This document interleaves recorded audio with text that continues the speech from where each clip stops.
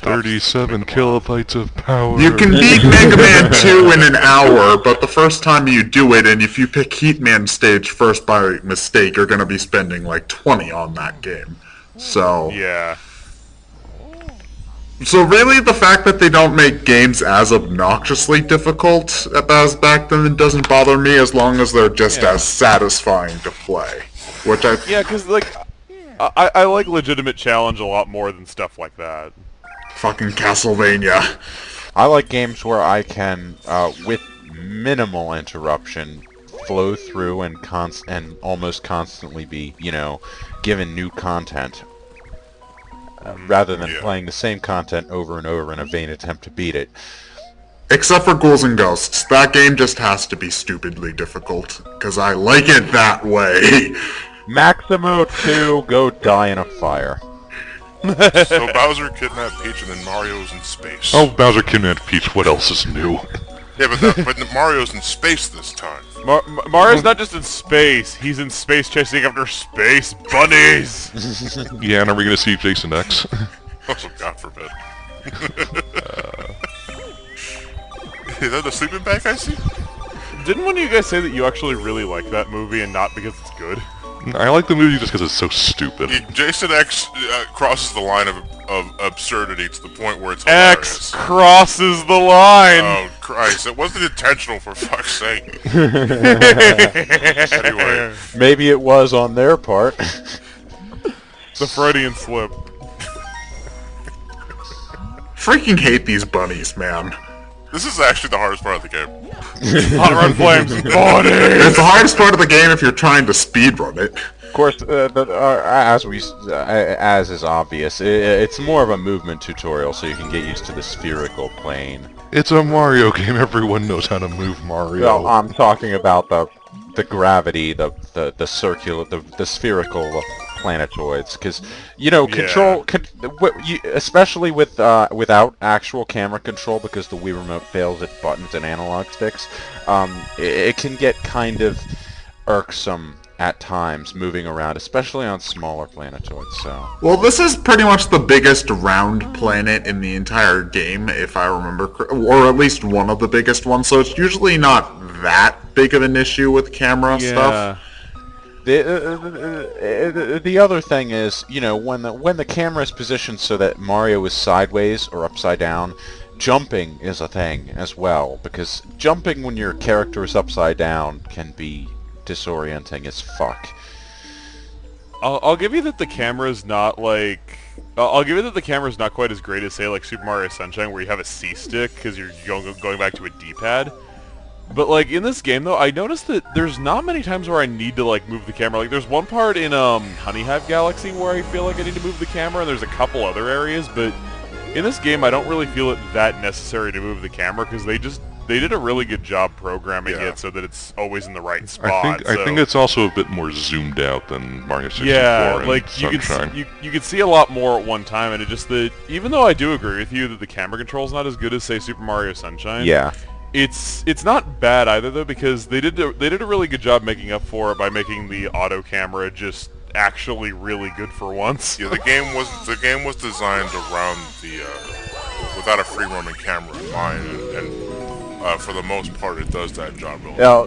The areas are generally, not all the time, but generally less wide open and a little more confined than in previous 3D Mario games, which works well with the camera, and you don't really need to constantly swivel around and look for things. So that, and well, when you're on a spherical planet like this, you can usually see a fair bit of what the other side of it looks like on the tape screen. Sonic Lost World. Oh, what was that? Sorry. Ted, you gotta get that checked out. Yeah. Jesus Christ. Any of you have a lozenge? Send it through my Ethernet port. It'll come out of his disk drive. Well, we do have a spare Jeff Goldblum, if that'll help. Thank you, Chaos Theory. Still can't Jeff Goldblum.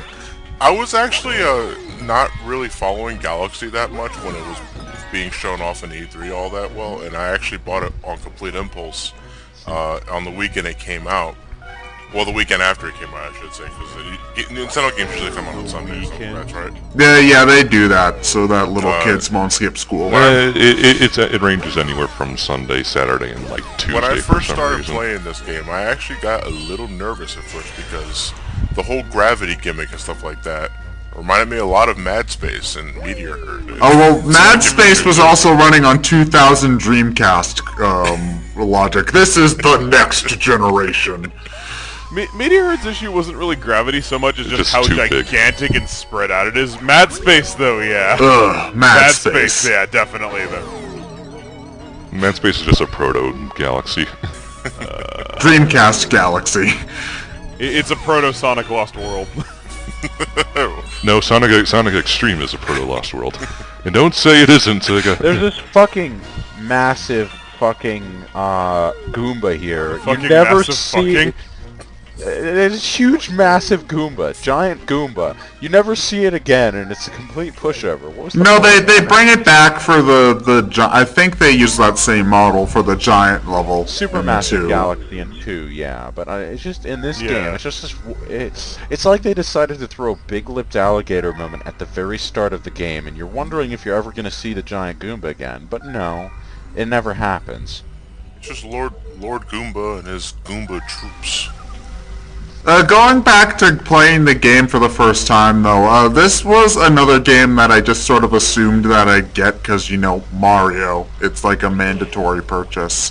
So I got it as a Christmas gift. That and Guitar Hero 3 were my two gifts that year.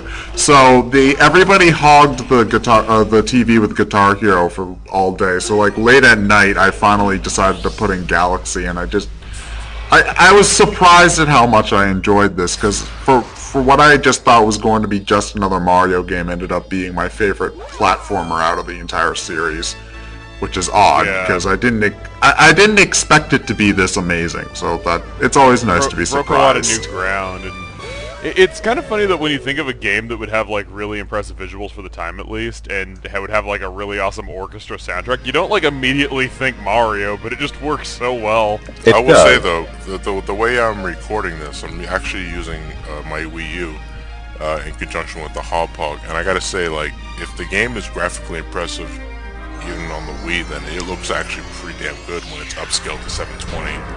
And Mario Galaxy and Brawl are actually those exceptions where it just looks fabulous on a big screen TV. Yeah. Meanwhile, we got a grand star, which still only counts as one. It's better than the final star you get in Mario 64, where you get this gigantic star and it counts as 0. Well, was that a grand star?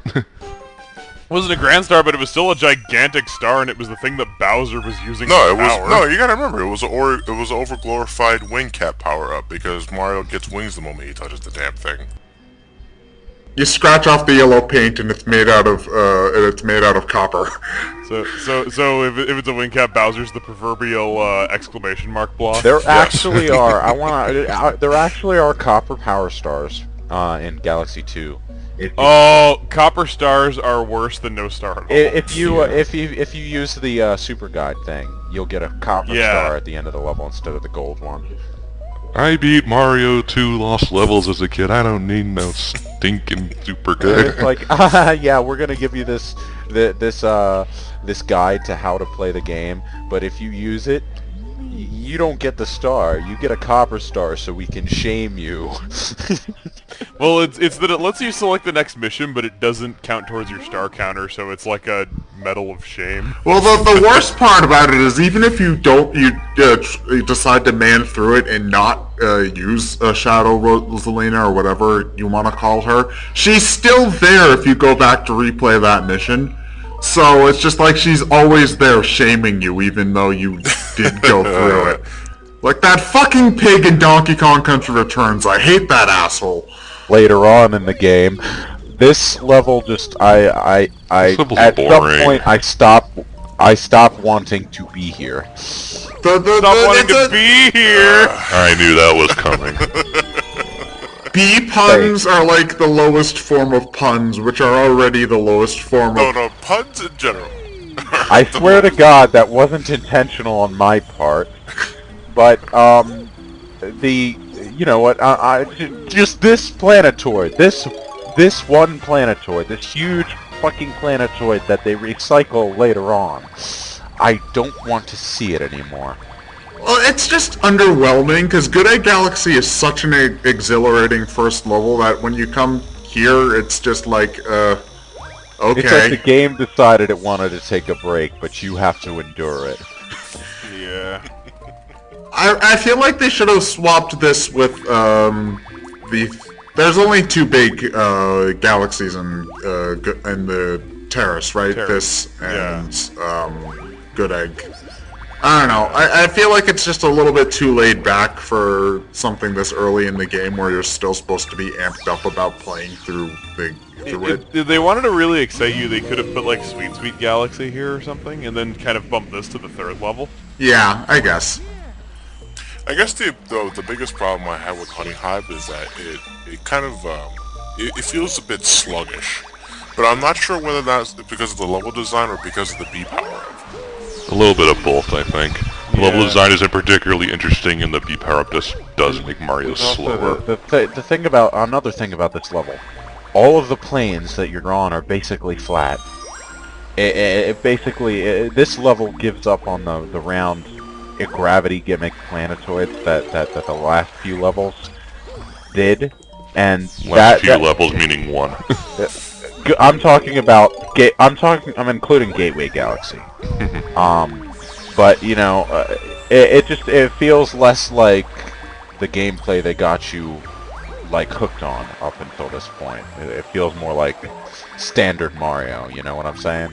The laziness is compounded by the fact that this is also the point where they start really reusing Donkey Kong Jungle Beat assets. Because those, like, the fur shading you see on the Bee Queen is straight out of Jungle Beat, the little launchy flowers are straight out of Jungle Beat.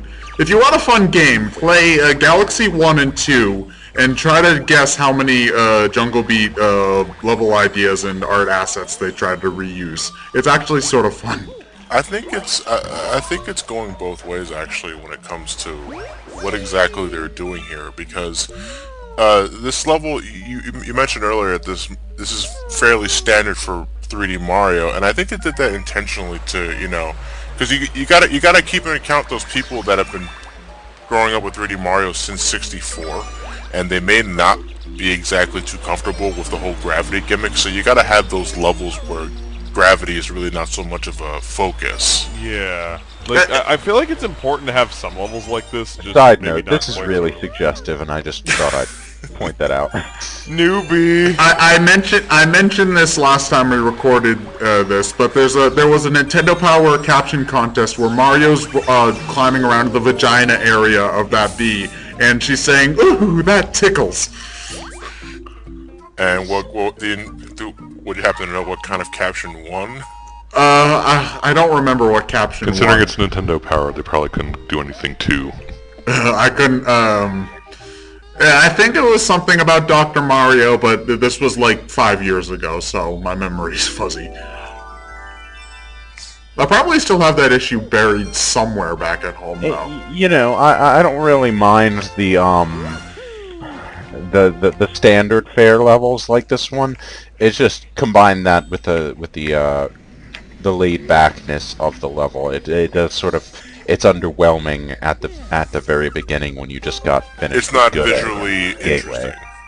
I think that it was just a little bit too harsh of a transition from Good Egg. If there was like another level in between it would probably fare a little bit better. Some of my favorite levels in Galaxy and Galaxy 2 especially are basically just basic platforming levels. But you know, you can still do those with the visual flair of the Galaxy games. It's just the B level doesn't really do that. This is your generic World 1 grassy hill of boringness. Yes. You know, we gotta think of a better name. Well, and I would think of new names, but except to keep using them every game, we're running out. I'm so busy rescuing this bitch who keeps getting kidnapped every once in a while. What do they have? What do the toads have stuck in their throats that make them talk like this all the time? Well, you know what? They are Toad. I guess they have a frog in their throat. Lewis, what were you saying? I just want to point out that that little side where the Toad Brigade is, just a little random story-ish thing. As you go, as the game progresses, the ship over there will be completed. They build the ship like over the first few. I do like the concept of the Toad Brigade because unlike Sunshine, just had a whole bunch of random Piantas walking about. Here they try to have a couple of characters that you see more often, which I feel like helps. I don't want to say the story aspect, but it definitely gives Galaxy a lot more consistency in its personality, characters. too. I just realized what this level reminds me of. Oh, you're doing this. Toe Jam and Earl. This level reminds me so much of Toe Jam and Earl. Cheater! No. How so? Like, I never played Toe Jam and Earl, but... The first Toe Jam and Earl was basically like an endless stream of randomly generated levels that were all like grassy, floating levels over a space background. Basically like this, except overhead. The second Toe Jam and Earl game was a side-scroller game, and honestly, I prefer that. It was significantly better, yes. Wait, the first Toe Jam and Earl was the overhead game? Yeah. It's an interesting game, for its time anyway. Like, I wouldn't recommend going out of my way to play it now, but... Homing Stomp. How long did it take you guys to realize you can do that? Second playthrough. Second playthrough. Until I Let's Played it. That's when I discovered the hidden bag Starbit dudes too. Basically, when I discovered a lot of the more interesting aspects of Galaxy my second time through. Yeah. Although I can't remember if that second time through was the Luigi playthrough or the second time I 100%ed the game as Mario. Yeah, to this day I've only fully completed Mario Galaxy twice, one with Mario, one with Luigi.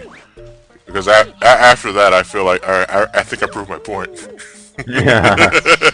I think I've done like I've done at least 6 playthroughs as both, like 6 playthroughs meaning 3 100% playthroughs as both Mario and Luigi. Okay. Jeez. I love the fuck out of Galaxy. Yeah, Ted goes man. on and saying that you say this is your favorite Mario game, period, right? No, my favorite Mario game is Thousand Year Door, but this is my second favorite. This is my favorite Mario platformer. Oh, okay. It does look like the Cat in the Hat hat. What exactly are they going for here? Dr. Seuss. I don't know. There's always some very phallic-looking stuff in Galaxy. It's the Cat in the Hat, okay? It's every Minecraft kid ever building dicks because they can. But it's no fun if they give you the giant gold cock and balls. You gotta earn that.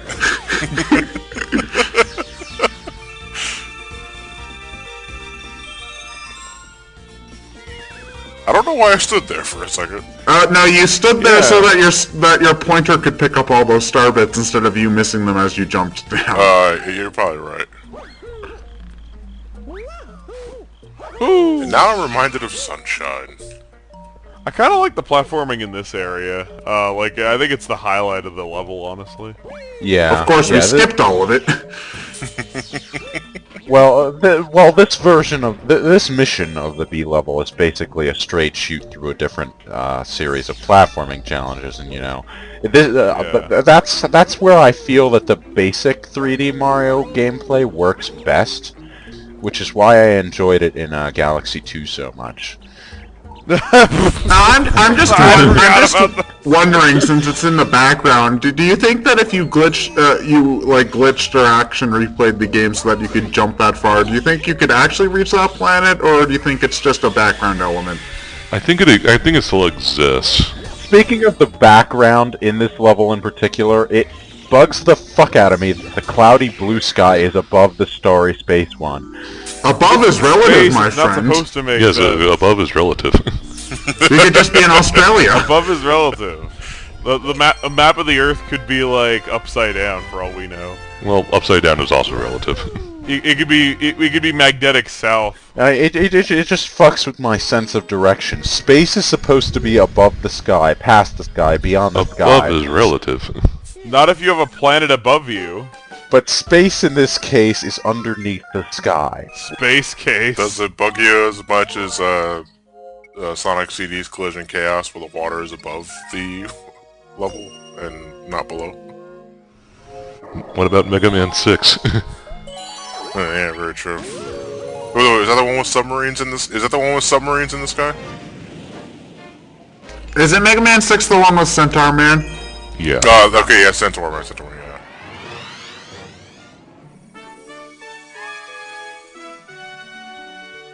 Trees. And beetles. Trees and beetles. Robotic beetles. Was Eggman here? Okay, Mario just landed. bugs. My Audacity fucked up, so I'm going to be sending you 2 files for this part. Okay. Just label it like Part A, Part A, Part B. Yeah. Let's Have fun syncing it. get in. Let's not get into the technicals while we're recording. Flood. Yeah. Hi, Flood. Whoa! Bye, Flood. No one likes you. The cockroaches are actually a little fun little enemy that I like that they've made in this game, is because if you approach them as regular Mario, they're afraid of you. But if you approach them as B Mario, they actually they become more aggressive and start actively attacking Yeah. you. I imagine what they're thinking is, oh crap, Mario's here, and then if you come as B Mario, look at that fucking stupid outfit, let's get that asshole. I want his lunch buddy. The neighbors are causing trouble, oh dear! I like how the Honey Hive Queen was a character in Mario Kart 7, but Waluigi was not. Metal Mario was a character in Mario Kart 7, but Waluigi wasn't. Waluigi is going to be in Mario Kart 8. I've played it, and Waluigi is in the game. Yay. Oh god, it's this boss. But yeah, that didn't make sense. How come the Honey Queen and Metal Mario were characters? Sounds like, really? Who's going to be next? Cheap? Cheap. But you could play as Blooper in, like, Mario Party 8. Yeah, Blooper was a Mario Party 9, and no, Mario Party 9 was the one where you were in the car, right? Yeah. Then Blooper was a Mario Party 8. Welcome to that one part of Galaxy 2 where you realize it's more of an expansion pack than a sequel. Galaxy 2 was originally called More Super Mario Galaxy. Well, Super Mario Galaxy more, but yeah. Oh, well, okay. I think the story behind that is that they originally wanted to release it as an expansion pack, but then they realized you can't really do that on Wii because the internal memory. And it's like they didn't want, it's like if they were gonna, like, you can't really do that as a digital thing because of, 512 megabytes of internal memory is what you have to assume everyone has.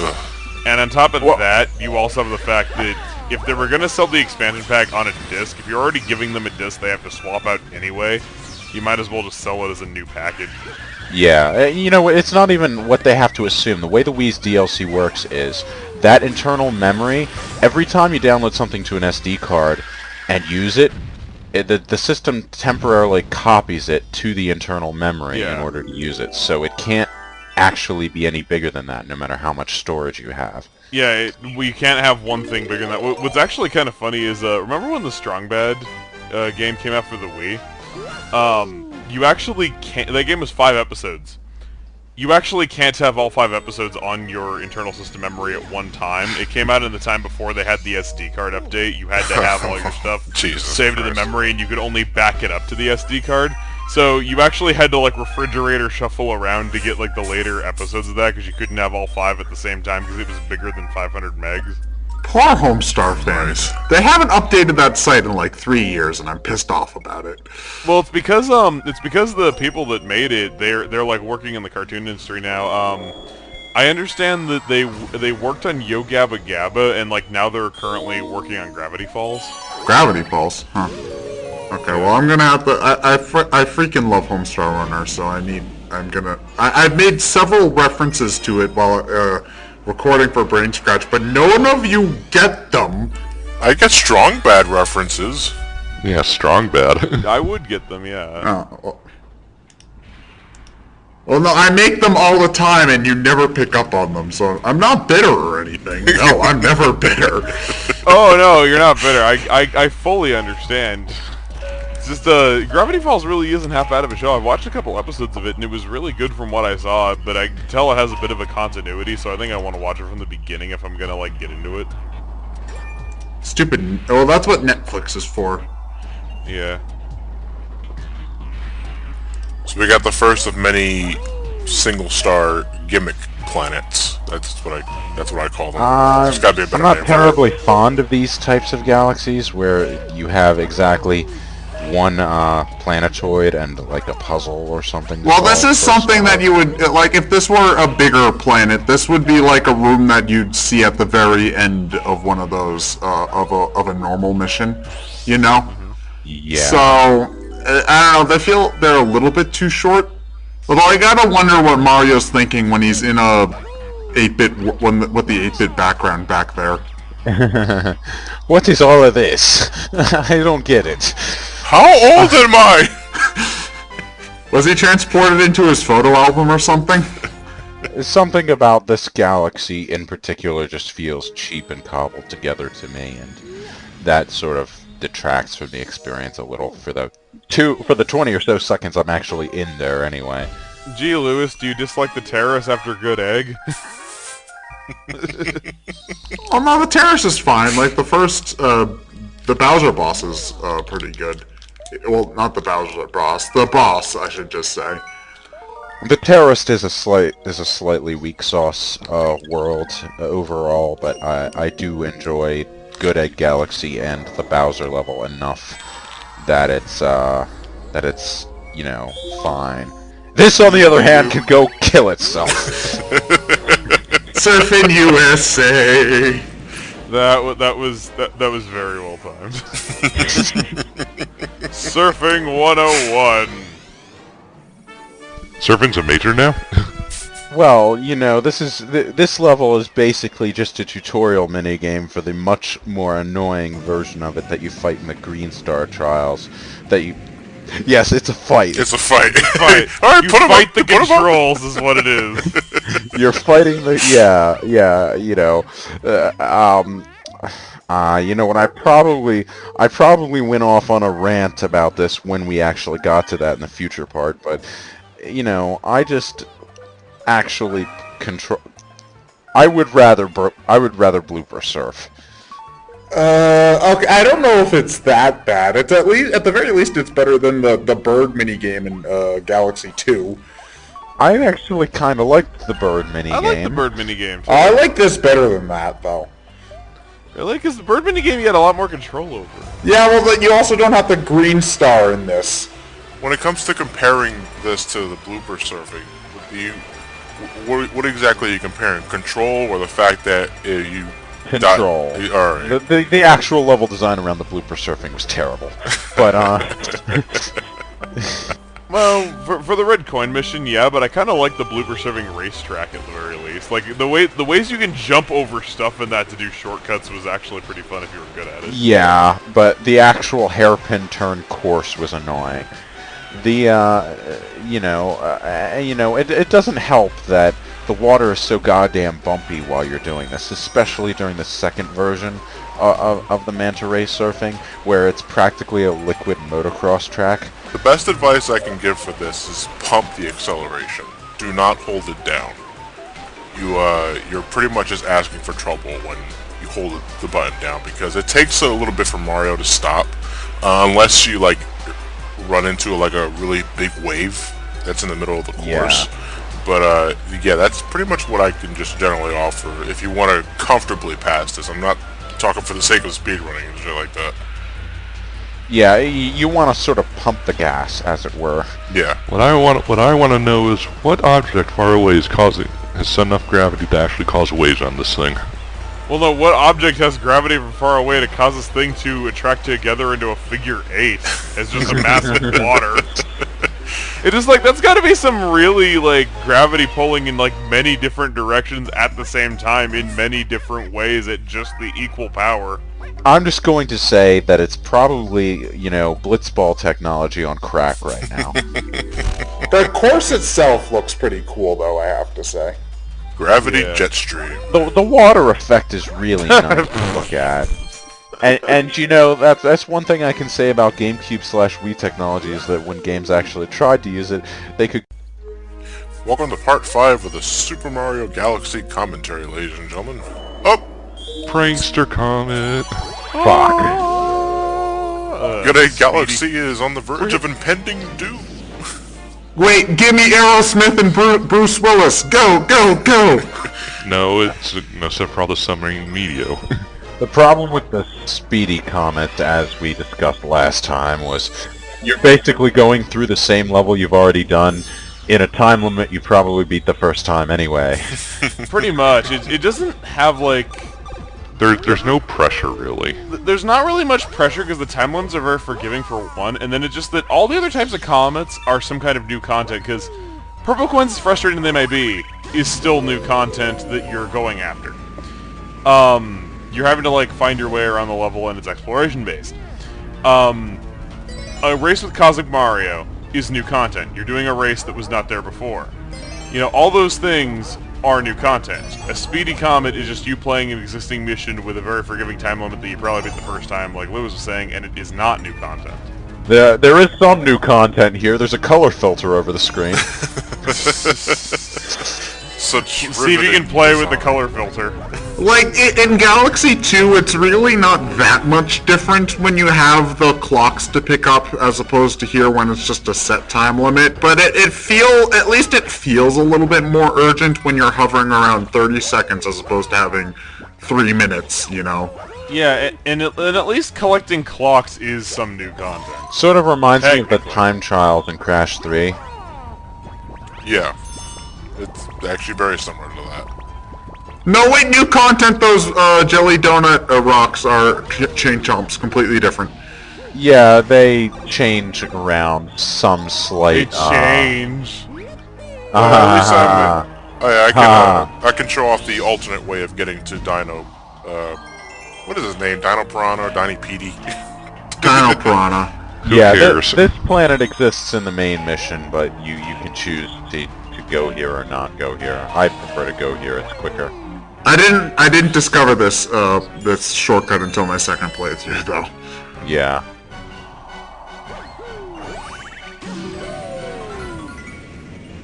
Yeah, but generally, when a Prankster Comet is available, I will be editing to the point where I can just immediately head to it, because there are times where the Prankster Comet will not appear, and you have to go outside to the main hub and bribe this one Luma. The creepy-looking Luma. Yeah, to get it to move. And so to make sure you guys don't have to watch me going back and forth. With, From this point forward, I'm gonna call that guy Luma.exe. It begins. Sorry if I'm being quiet, I just can't really find anything to talk about here. Because it's the same mission we've already done. Abortion talk in a Mario Galaxy game, something like that, I don't know. The only thing I really say is that there is a lot of editing actually being done in this playthrough. Because what I'm doing here for most levels, not all of them, because there are some levels I never forget and know by the back of my hand. If there are times where you notice that the launch stars have blue trails on them, it's most likely a level I already did a test playthrough of. Because once you use a launch star, the blue trail never leaves. So that's actually one good point to look out for to see if I already completed the level technically, and I just hit start and hit reset the level so I can actually record it for the commentary's sake.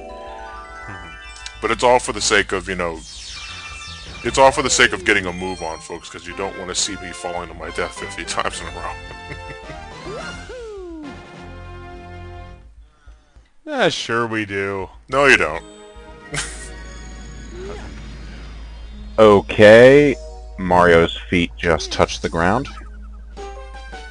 Your audacity is being problematic again, Lewis. Yup.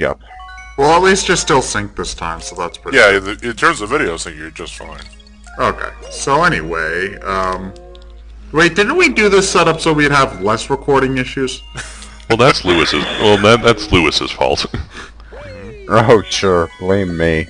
It's always Lewis. Wait, you liar! You're going to bribe him right now. Well, I gotta show him off at least once. No, you don't. Yeah, I do. No, you don't. Nothing's saying you have to do anything. You didn't even have to record this game. Stop lying to yourself, John. Stop lying to me. Most importantly, stop lying to me. The reason John's recording this is because he called it about, 3 years ago. Yeah. You recall the bickering me and Ryan did in the 64 playthrough. Ryan and I. Sorry. And yet you do that all the time in Mario Party. So now we got our first cosmic comet. Whenever I correct John's grammar, I swear he always wants to punch me. I'm just gonna, okay, since we're doing grammar nitpicking, this is called the Cosmic Comet. Cosmic comic. You did it again. Damn it. Yeah, you did. It was like that in the original. Cosmic comic. Every comet is cosmic, because every comet is in space. Okay, sorry, nitpicking over. What were we talking about? Well, the comet could technically just be on a planet and not be moving, and it would still be a comet. Well, technically everything is in space. True. Very true. So, even I am cosmic. Yes. He's Awesome. Cosmic Lewis, and I like this right here. Oh, we didn't even know you could do that until you... Best You're running. shortcut. You're running around in circles just to taunt him at this point. He doesn't do like the duck walk. No, unfortunately not. I don't like the duck walk. That's the best thing in the game. I don't even know why you could do it. I love how Cosmic Mario just sort of hangs his head in shame on the victory screen for that. He's Well, just do you know like, about the crouching spin kick? I still don't know what that's useful for, to be perfectly honest. No, I know it has no use, but I think it's just a reference to the It's no use! to the useless move in Mario 64. Yeah, I never really got why it was useful. Wait, you're talking about in this game or something like that? Yeah, if you hold crouch and then do the spin attack, Mario will do a spin kick. Oh, I had no idea you could do that. I didn't know you could do that either. Breakdancing Mario! I showed that plenty in Mario Galaxy 2, so we'll be seeing it there. Oh, I gotta try that out next time. I had no idea It's that exists. it's completely useless. But Well, it's like you said, it's about as useless as the spin kick in 64. There's a spin Yeah, kick in 64 too. Or the spin kick in every Sonic game ever. Maybe they wanted to make Super Street Fighter Mario championship. It's they need to give him breakdancing moves. So they make his moveset in Super Smash Bros. Justifiable. Yeah, he's like, yo, what's up? Yeah, I'm rapping with the crew. Wow, Oh, it God. sure is a good thing the Toad Brigade We're is the here. Mario Brothers, and plumbing's our game. We're not like the others who get all the fame. The Koopas, the Troopas, the... fuck, I can't remember the words. Damn it. Luabano.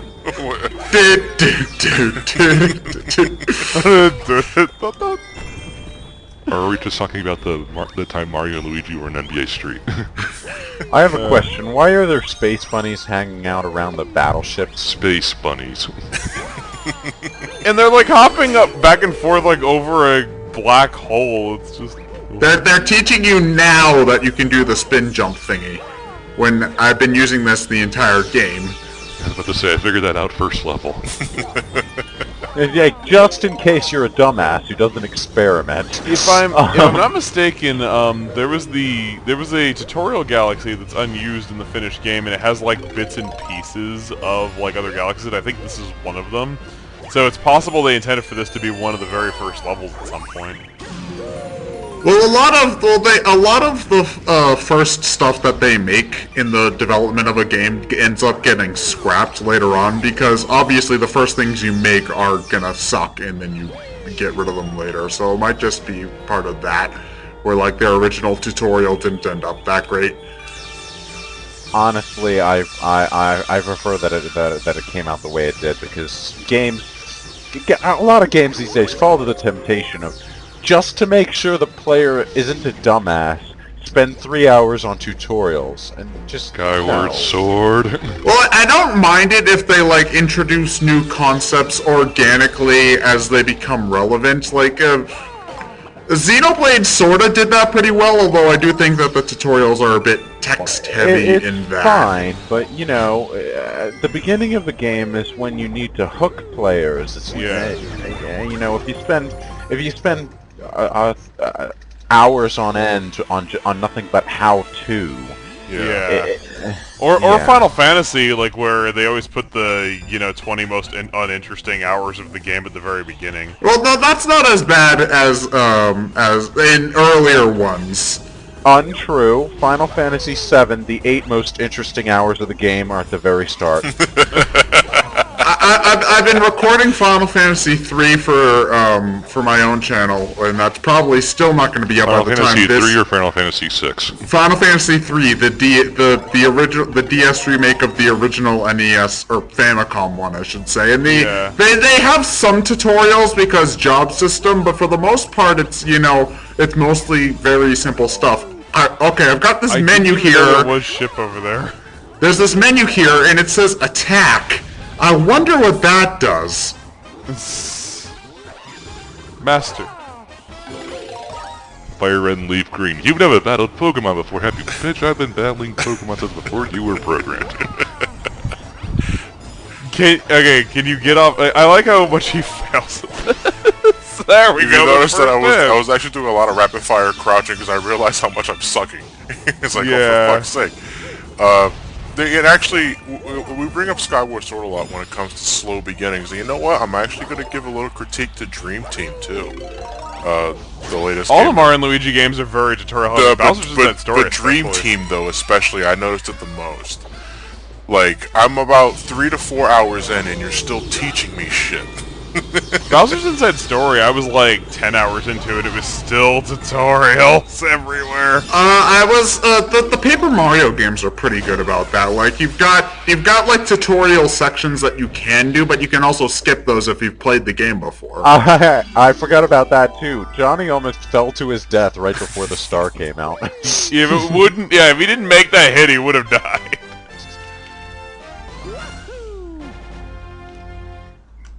Well, I was saying in the Mario and Luigi series, I think that the first game kind of, I guess, like, cursed them a little bit. Because a lot of people thought the first Mario and Luigi game, Superstar Saga, was, like, really unforgiving. Because, you had, like, the save points kind of spread out a bit, and there were some boss fights where if you didn't know what you were doing, they were pretty difficult. And I think it was just flat out that they were kind of afraid of that happening again, so... Even though now most people consider the first one the best one, but... Well, I mean, like, every game, they get, like, more and more ridiculous, like, with how you can't fail. Because, like, in Partners in Time, you had the babies, which... The babies will not get attacked the turn that you switch to them, but you switch to them when you die, and they are kind of your backup so that you can use 1-up mushrooms. Meaning that if you have at least one 1-up mushroom in your inventory, you can't possibly lose a battle, because... The babies don't get attacked the turn that you switch to them, and as long as you got a 1-up, they can revive their older counterparts. In Bowser's Inside Story, there's retry clocks, which it's when you lose a battle, you have the ability to use your retry clocks if you have any, and turn back time to the start of the battle. Which, retry clocks, even though you can buy them, I never did buy them, and I still had like 15 of them by the time I was like 10 hours into the game. It was ridiculous how many I found for free. And... Now, in Dream Team, they have made it so that when you lose a battle, there's no retry clock item. It just asks you, do you want to try again from the start, or would you like to restart the battle on easy mode? Yeah, it's a very... Final Fantasy 13 did that, too. Yeah, Oh, you're trying to... I'm trying to glitch through the thing. Here's the thing is, though, is like with, Yeah, I forgot what I was gonna fucking say. Thanks. Does he actually do this? I forget. Let's see. Yeah, he does. Yeah, he does. Yeah. Yep, There we go! Who needs a physics when I'm Mario? In the time he took for that to actually work, he might as well have just played it legitimately anyway. Yeah, this one was funnier. But and we get to see the duck walk. It's really weird though. Like in Dream Team, they really do make some like small changes to the formula to make it just a little more accessible. Even though I would actually say that Dream Team is actually pretty. To the sun with you. Dream Team is. Curse you, Mario! Music to my ears. But like I actually think Dream Team is right up there in terms of difficulty. Back up. Did you just call a toad screaming music to your ears? Yeah. Because it's dying. Okay, you wanna know what happens now? Hey Mario! These are all sparkly glowy! We should be friends forever! Mario, yay! Anyway, go on, Sean. Toad, quick! The Separatists are attacking. Go here to the escape pod. I see the pod, but where's the escape? What's really weird about Dream Team, though, is that in Dream Team now you can save anywhere. But they still insist putting save blocks all over the place. Well, I understand that because they're encouraging you, saying like, okay, this is a place where we think it's a good idea to save because you have something challenging coming. You want to know what? You want to know why I think it is? They were so used by habit to putting save blocks into these Mario RPGs that by the time they decided to just make you save anywhere, which I actually do like in an RPG, especially a portable one, they just sort of forgot that they could do that and they just put them in there anyway. Well, like I said, I think it's just kind of suggestion. Like when you see a save block, you know that that's where the designers intend for you to save because you have something challenging coming up. But you can save anytime if you want to. Yeah, you know, if you've been playing games for a while, seeing an actual save point is a sign. Is a dead giveaway that Something's coming up. Yeah, something's about to happen. You should probably, you know, save. The big empty room with lots of boxes. There must be a shootout in here. Talking of saving everywhere, though, it does sort of make it too easy when you can do that, so I kind of appreciate games more when they give you a quick save function where you have a one-time save file you can make anywhere, just if you want to get off. Shin Megami Tensei 4 has a save everywhere option, and that game's still plenty hard. Well, yeah, but that's because the gameplay itself is fucking obnoxiously hard, like, Jesus. Well, at the same time, though, I'm not really sure if I'm a fan of quick saving in portable games, because you can have time where your batteries die or something like that happens, like if it's a portable game. Well, yeah, the quick saving, I mean, is like, you have this save file, when you load it... Well, I know what quick saving is. Yeah, well, when you save, it kicks you out of the game, and when you load it, the save is gone. Yeah, but I just mean like in a portable game, you can have stuff happen like your battery dying or something like that, and just because of stuff like that, I don't think quick saving has much of a place in like portable games as much as it does in console games. Yeah, to me, if I'm gonna stop playing a game, I just close the 3DS and come back to it later. I'll put it back on the charger, obviously. But, well, John, they have to assume that you're playing it on like the bus or something. Well, the quick save is still a save file that sticks around if you turn your system off. Well, not if you turn it off after loading and you're like still playing the game. Yeah, but then if you're still in the same dungeon or whatever, you could just quick save again, you know? Yeah, you just have to remember to do it when you turn it off. Oh god, another one of these. Do we really have to watch all of these? Of course. Yes. It's not as bad as Galaxy 2 with the green stars. Okay, yes, I get it. There's a comet here. Shut up, please. Thank you. And that's why I just edit to where I get all the green stars. I know where but whoa, who's taking off on their motorcycle? Who turned into a werewolf? Oh no, someone took off on their motorcycle. Come back. There's coins here. It's new content, right? Winkler. Recording again. Let's see. Where's a good sync point? Landing. Good. Okay. Landed on one of the 3 planetoids. Your Audacity's doing that a lot. I think it's my USB plug, to be honest. I see. Use a different plug. Crashing is an Audacity of the highest order. No, all it's happening, Mad Space Syndrome. Yeah. Yep. So that's what it's called now, Mad Space Mad Syndrome. Space Syndrome. Yeah, because Mad Space is fucking notorious for that shit. I can't sing. You know, being honest, Mad Space really... Okay, well, I don't want to say it was the only level that gave me shit for treasure hunting in Adventure 2, but it was the level that gave me the most shit for treasure hunting It in was Adventure 2. humongous. Although I don't get why people get so mad about the backwards hints though, because those were really easy. It's not on the planet with the thing on it. Okay, well then that means it's obviously on the planet with the thing on it. I don't get why people get mad about that. Okay, the reason why people think it's bad is because There's some that are obvious like that, and then there's other ones where it's like written backwards, but at the same time, you can have your first hint be like in the highest point in the level, for example. The first thing when you land in the level, the first thing that happens is Omochao says, all of the things are reversed. Yeah, but how many people talk to Omochao? I'm pretty sure, okay, I might be wrong, but I'm pretty sure you, like, land right on top of Omochao. No. Or you might just... No, you don't. You have You to. don't. You have to walk go up. to them. Okay, the Toad Brigade ship just came down. You're bouncing on a toad's head, and I'm recording again. Here's an idea. Stop bothering in this part. That might be what I'm going to have to do. It's like my headset heard me complaining about having to watch this again. It's like, oh, you don't want to watch it, huh?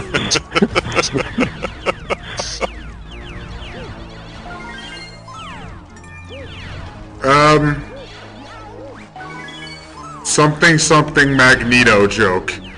Something about Mad Space? Magneto Space. Magneto Space. Welcome to Die, Mario Brothers. Mario Bros. Welcome to Die. Oh, that's over. Come, plumber chicken. I still wonder how they screwed that up, considering it's voice acted like in English and like it's not like broken English. It's actually Oh, like, right. They might have had the Japanese staff recorded in English. Yeah. Well, I just mean it doesn't sound like that. It actually sounds pretty fluent. It's like X-Men, welcome to Die. Like it's pretty well enunciated, and it sounds like it's a native English speaker. I want to point something out in that last area. I've noticed this. The only times that coins are a prominent thing in a level is when they want to mark something for you, and they don't want you to accidentally use your pointer to get rid of what they used to mark it. It's like those coins in that last area exist solely to mark where you can speed jump to. New Luigi U loves doing that. Yeah. Have you played it yourself? No, I watch playthroughs. I'm not buying them. I'm not buying a $30 expansion pack. Oh, okay. No, it's only Well, $20 expansion pack if you download it. Still. Hey, at least they're trying to DLC. Or at least decently DLC. Yeah, not dishonest day one DLC that's already on the disc. And also no $3 costume packs, so now Luigi can have a pink hat or something.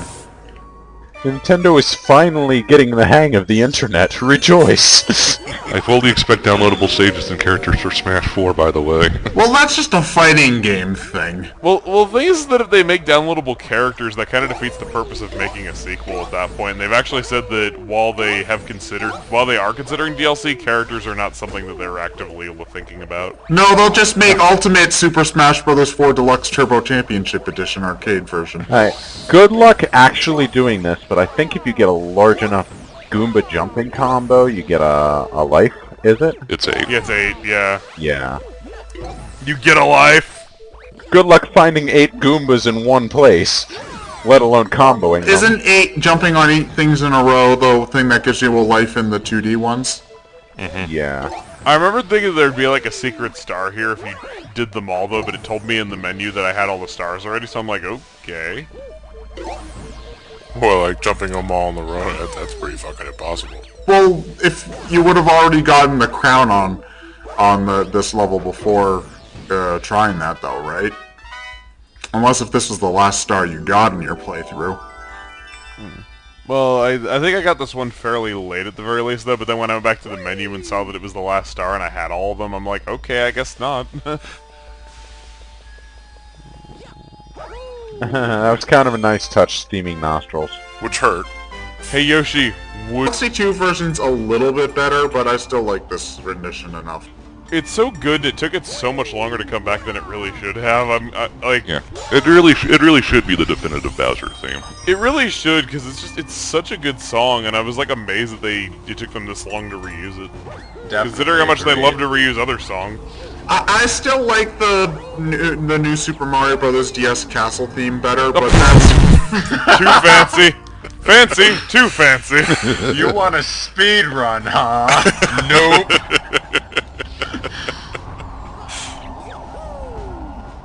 Don't Nope. Once again, You too could fast. have landed on the platform. Yeah, I was gonna say, below. there's level design underneath there, but nope. Black hole. It just occurs to me, this place, this level has so many black holes around it, and yet it's still intact. How? How is the matter not just getting imploded into it? Look at that. There's a black hole. There's a black hole down there, literally 2 inches away from Blue Castle Wall. No, thanks to Bowser's anti-black hole spray, he covered the level design head to toe with. Had to get that life back to make up for the 2 you lost so easily. Yes. Bowser must have hired, like, stereotypically awesome dwarven architects to build his castle, because, my god, they're durable as fuck. Who does Bowser's exterior decorating? First Dukakis. Okay, so if I were Bowser, I would blow up the higher platforms first instead of having this chase scene, because then Mario would never win. Well, the idea of it is that he doesn't want to, just toss, these things at Mario and win that way. He's got to beat him hand-to-hand to get all the satisfaction out of it. Yeah, it's all part of it was intentional, part of the big picture. Now, I can understand Bowser having fire breath, though, but that's like meteor breath. Like, how did he even fit that many inside his head? Magic. Yeah, I just picture him swallowing, swallowing stones like a dinosaur would have to help digestive systems, and that's what he's shooting at you. Bowser's hair and eyebrows in this game are outright hypnotizing. They are. L'Oreal, because you're worth it. He's gorgeous. Maybe it's Maybelline. I remember this taking you a surprising amount of... Actually, does it take you very long? I don't know. Love this boss fight theme, though. Oh! Okay, I'll stop. But it's a shame, though, because I can't find a really good loop version of this online where it loops in between the softer orchestral bits and then goes straight into the vocal part. To be fair, I think it's probably 2 separate sound files in the game, and finding the... They just overlap them. Yeah, and they overlap them, and finding the loop in music already is kind of tough enough as it is, even when it's just one song. Yeah, I think that's what impresses me most about orchestral music is where did they find a way to loop it so cleanly? Yeah. Usually through repeat phrases. Yeah, but still, even if you're playing the same note, it's not going to sound the same way if you're playing it on a live instrument. Yeah. You underestimate the quality of professional orchestra players. Well, I know it's just the way it is though, because I've been playing music since I was The flute. Yeah, I've been playing the flute, but it's still a music. Give me the triangle. It's called you know what we called that in high school? The pansy marching band instrument. You want percussion? That's not even music. That's banging on things. I carried heavier shit than you did. Hey, I can do a mean fucking clap. I can play a mean triangle. Give me a triangle, I'll play through the fire and flames on it. Ding, ding, ding, ding, ding, ding. I just got the image of Chucker just mashing the triangle with this goofy ass fucking grin on his face. Triangle hero. Yes. It's a good thing that Bowser landed on his stomach rather than on his spiky, shell. Well, as long as we don't get a Cowbell Hero featuring Blue Oyster Cult. Hey, I'd buy that. The game has to be narrated by Christopher Walken. Huh. Okay. And you don't know what I'm talking about, do you, Lewis? Nope. Not a clue. Seasons don't fear the reaper, nor do the wind, the sun, or the rain. I've got a fever, and it's telling me it needs more cowbell. Oh! Speeds... But... Okay. I'm sorry. You need to watch more Saturday. I think we all just kind of lost ourselves there for a minute. Anyway. I think I lost my entire thread of thought there, and speech, because I'm suddenly saying the wrong words. Are green stars a thing in space? Like green gas stars that actually have solar systems. Are those a thing? Or not a thing? I'm not actually sure. I think the spectrum of color runs from red to blue, and then to white. Yeah, but I don't know if there are any stars that... Hold on, I'm gonna look it The up. dog's trying to answer us. Yeah, it was like, we have space dogs, though. And to this day, I still don't know how nebulas work. Space dog. Damn it. External mic, why do you pick up so much? Because it's the external... Yes, there's Oh, still right, there are red stars... Hold on, there are red stars and blue stars, yellow and white stars. But are there green stars? Why don't you ask Jeeves? You know what? I will try that. There are no green stars according to science.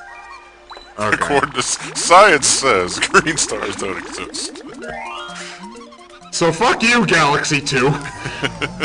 But are there neon aquamarine stars? Probably not. What kind of color is that? Are there pomegranate stars? Well, aquamarine I think is sort of a greenish-bluish sort of mix-ish. It's one of those things you get in the massive box of Crayola crayons. Is there a macaroni and cheese star? How about a laser lemon star? Hand me the skin color. If the universe is infinite, then why not? Wait, laser lemon? That's a thing? Laser lemon? The cheat. Halt production immediately. Crayola beat us to the punch. Okay, see there, now you guys get a Homestar Runner reference I made. Well, you said the cheat, and I immediately think of Strong Bad, so yeah. What is that sound that the web is making when you stretch it? It's saying, get the fuck off, fat man! Yeah, I think I asked this in the first take, but I think... Does the sling break if you stretch it for too long? I don't think it does. Because it does make some sort of siren-like noise when you hold on. I think it's just speaking Webbies for get the fuck off of me, fat man. I don't speak Webbies. I think it's more that it releases on its own, like if you take too long. Yeah, probably, maybe. You coward. You could have launched yourself into the Sling Star field and caught yourself and saved We all know that time. he never takes chances with those I don't think he knows that the inertia mechanic works within this thing. Slingpod Galaxy. Best Galaxiest grind star bits. And live. Okay, you gotta let go. There we go. I always get a bit paranoid when I'm pulling myself on these sling pods. There you go. Because I'm afraid that